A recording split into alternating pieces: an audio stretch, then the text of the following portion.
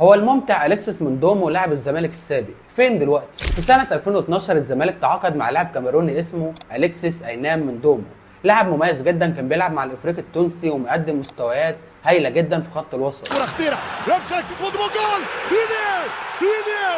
مش ممكن على روعة أليكسيس، مش ممكن على ضربة الكاميروني.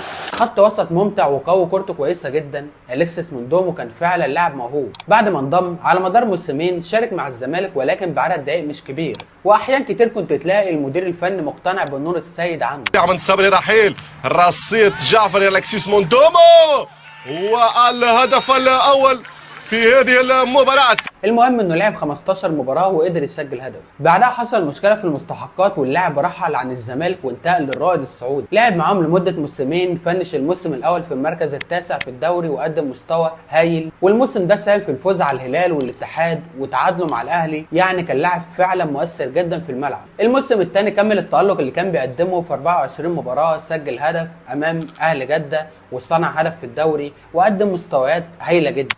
لاعبين كبار مثل المالو. أليكس موندومو كسر الدنيا.